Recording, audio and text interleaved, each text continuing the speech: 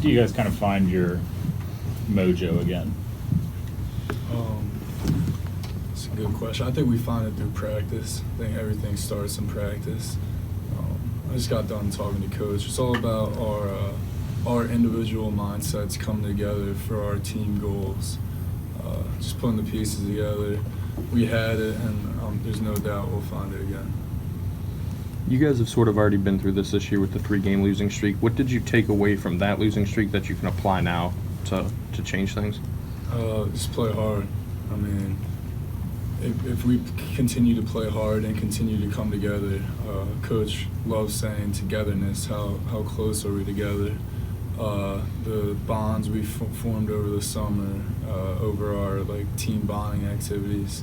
Those are the ones that need to show in the game when we're down 3 or 4 minutes left.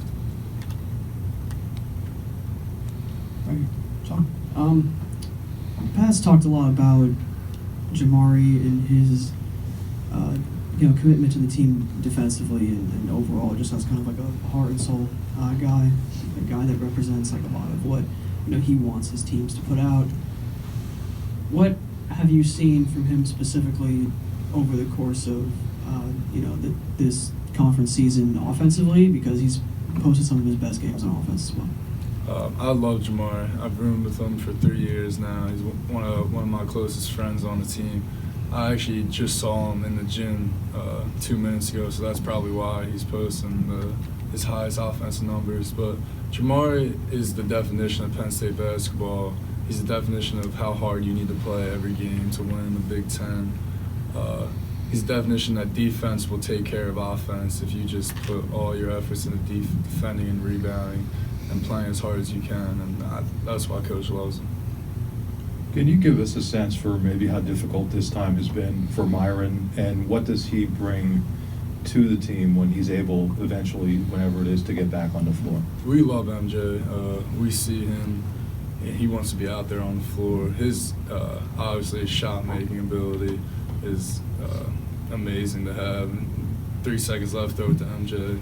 3's going up, probably going to go in. So it's awesome to have him out there. But I mean, as I said, we learn from our games without MJ as well. What we need to do in these games coming up.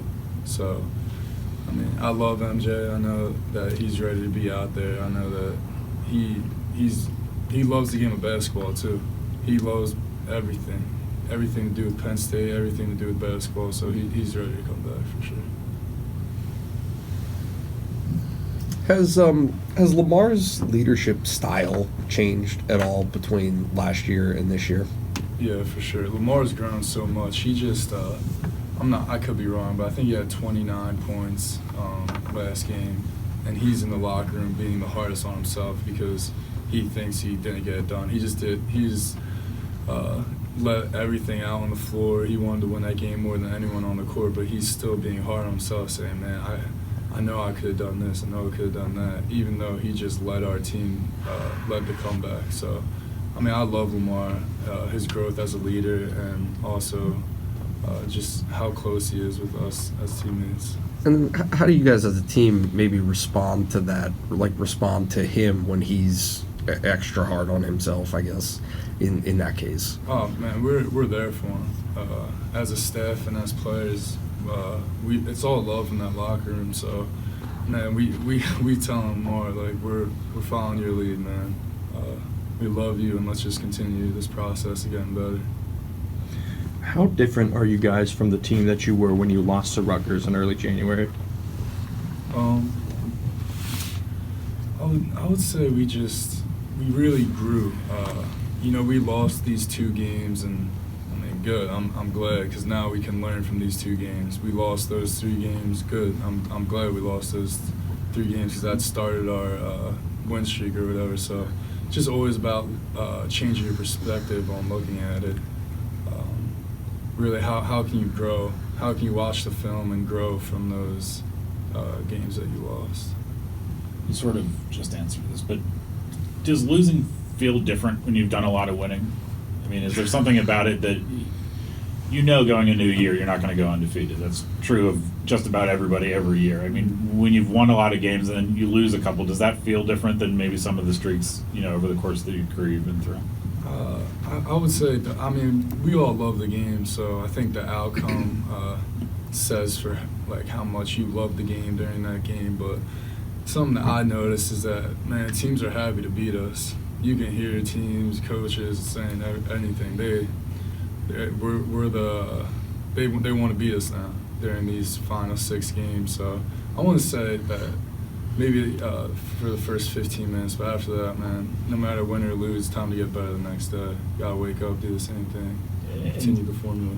A lot of teams, the season is so long. One of the things, for example, that's made Michigan State good over the years is they've kind of find their stride late in the year. What do you think you have to do sort of as a team to kind of, find that stride again, as we kind of get closer to I the think tournament? that's why Coach Chambers is such a good coach, because last year, that's when we found our stride for sure during the last 10 games of the season. So we're going to find our stride once again. I think his leadership, his ability to really influence our program and where our mindsets are at, such a positive thing for this program.